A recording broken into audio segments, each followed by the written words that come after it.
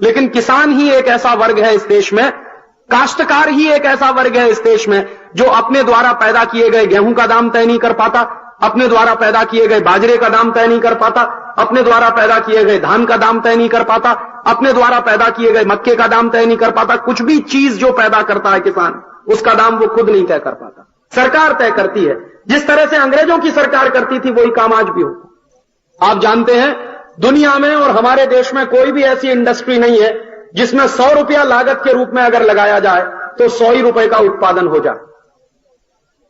हर factory में लागत ज्यादा होती है, उत्पादन कम होता।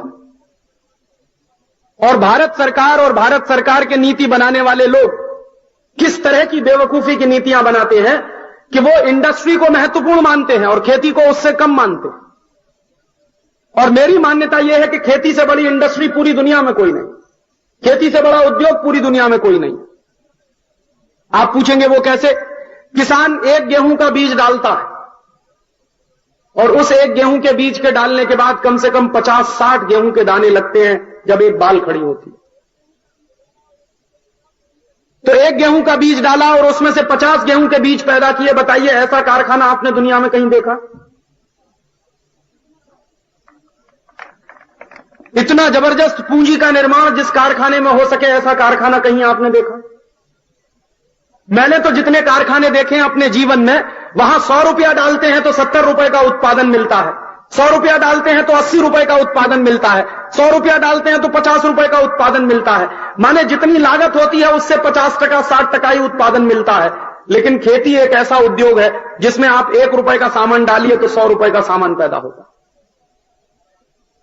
तो इतना बड़ा उद्योग है जिसका सत्यानाश अंग्रेजों ने किया था, अब वही सत्यानाश भारत की सरकार कर रही है। और आज भी इस देश में वैसी ही नीतियां चलाई जा रही हैं जो अंग्रेजों के जमाने में चलाई जाती थी। अंग्रेजों के जमाने में किसान अपने अनाज का दाम तय नहीं कर पाता था। आज आजादी के 50 साल के बाद भी किसान अपने अनाज का दाम तय नहीं कर पाता। इस देश में सिर्फ किसान ही एक ऐसा वर्ग है जो अपने द्वारा खेत में पैदा किए गए किसी भी सामान का दाम खुद नहीं तय कर पाता। जितने कारखाने चलते हैं इस देश में, जितने उद्योग चलते हैं पूरे देश में, हर उद्योग और हर कारखाना चलाने वाला आदमी अपने द्वारा पैदा की गई हर वस्तु का दाम खुद तय करता है। लेकिन किसान ही एक ऐसा वर्ग है इस देश में, काश्तकार ही एक ऐसा वर्ग है इस देश में जो अपने द्वारा पैदा किए गए गेहूं का दाम तय नहीं कर पाता, अपने द्वारा पैदा किए गए बाजरे का दाम तय नहीं कर पाता, अपने द्वारा पैदा किए गए धान का दाम तय नहीं कर पाता, अपने द्वारा पैदा किए गए मक्के का दाम तय नहीं कर पाता। कुछ भी चीज जो पैदा करता है किसान, उसका दाम वो खुद नहीं तय कर पाता, सरकार तय करती है। जिस तरह से अंग्रेजों की सरकार करती थी वही काम आज भी होता। जिस तरह से अंग्रेजों की सरकार ने भारत के किसानों पर पाबंदी लगा रखी थी कि एक जिले का माल दूसरे जिले में किसान नहीं ले जाएगा, वैसी ही पाबंदी आज भी है कि एक प्रदेश का पैदा किया हुआ अनाज दूसरे प्रदेश में नहीं जाता। उस पर पाबंदी लगा रखी है सरकार ने। जिस तरह से अंग्रेजों की सरकार किसानों के ऊपर लगान वसूलती थी, टैक्स वसूलती थी, अब उस तरह की चर्चा इस देश में फिर शुरू हो गई है। आजादी के 50 साल के बाद खेती पे लगान तो कुछ कम कर दिए सरकार ने, लेकिन इनडायरेक्ट तरीके से, अप्रत्यक्ष तरीके से किसानों की जेब काटना शुरू कर दिया सरकार। और किसानों की जेब कैसे काटती है सरकार? अगर किसान कपास की खेती करता है और 1 क्विंटल कपास पैदा करने में उसका 2000 रुपया खर्च होता है, तो क्विंटल कपास जब बेचने जाएगा किसान, तो सरकार कहेगी 1800 रुपए दाम ले लो, 1900 रुपए दाम ले लो। बहुत अधिक आप उसके साथ, सरकार के साथ झगड़ा करेंगे तो 2000 रुपए क्विंटल का दाम देने को तैयार हो जाएगी। माने जिस कीमत पर आपकी कपास की फसल लग रही है वही कीमत आपको मिलेगी, मुनाफा कुछ नहीं होने देंगे आपको। तो आपकी जेब ही काट रहे हैं ना।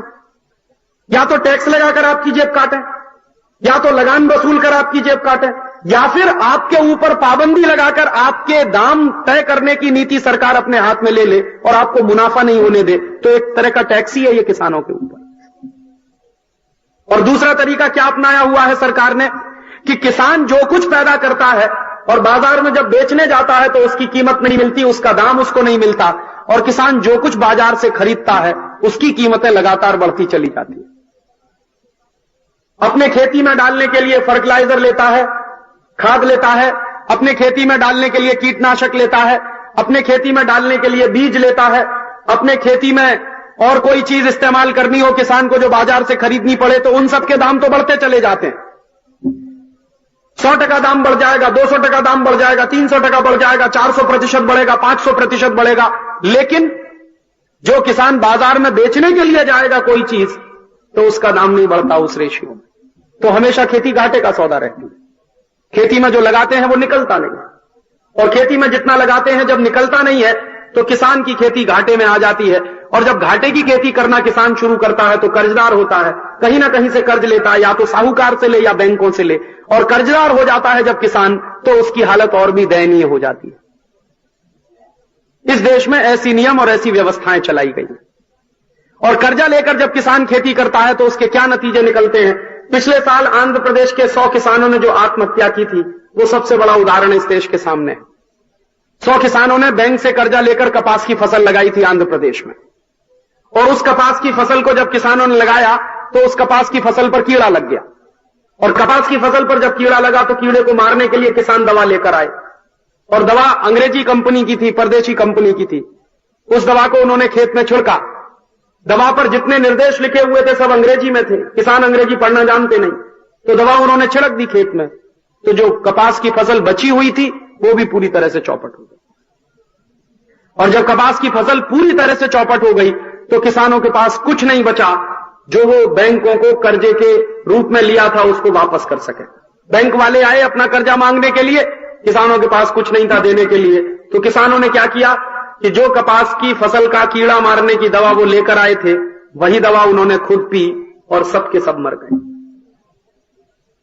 ऐसे किसान आत्महत्या करते हैं जब बैंक के कर्जे में कोई किसान फंसा है तो।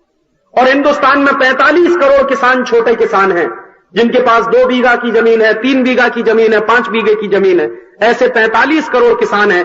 जरा उनकी आप कल्पना तो करिए कि ये 45 करोड़ किसान आज की परिस्थिति में किस तरह से खेती करते होंगे और किस तरह से कर्जदार बनते होंगे। और इस देश में कभी कभी क्या होता है कि गांव का किसान कोई कर्ज ले लेता है, कर्ज चुकाने की स्थिति में नहीं होता, और कभी कभी वो कर्ज माफ कर दिया जाए तो पूरे देश में हंगामा हो जाता है, और हर साल हजारों करोड़ रुपए का माफ किया जाता है पैसा बड़े बड़े उद्योगों पर, बड़ी बड़ी इंडस्ट्रीज पर। इंडस्ट्रीज बैठ जाती हैं, उद्योग बैठ जाते हैं, उनके पैसे डूब जाते हैं और बैंक वाले कुछ नहीं कर पाते। और जब किसान के कर्जे की माफी की बात आती है तो हंगामा कर देते हैं पूरे देश में। ऐसी व्यवस्था आज भी चल रही है इस देश में। किसानों की जमीनें छीनी जा रही हैं, उनकी पैदा की गई फसल के दाम तय करने का अधिकार उनको नहीं मिल पाया है। जो कुछ खेत में लगाने के लिए वो बाजार से खरीदते हैं, सबके दाम बढ़ते चले जा रहे हैं। किसान जो कुछ पैदा करता है उसका दाम उसको नहीं मिल रहा है। बिजली का दाम बढ़ा दिया, पानी का दाम बढ़ा दिया, खाद का दाम बढ़ा दिया। जो सब्सिडी मिल सकती थी थोड़ी बहुत किसानों को गेट करार के बाद, वो भी पूरी तरह से खत्म होती चली जा रही है। इस तरह से लगातार बर्बादी के रास्ते पर ही है। जिस तरह से बर्बादी अंग्रेजों के जमाने में किसानों की आई थी, वही बर्बादी अब आजादी के 50 साल के बाद भी है।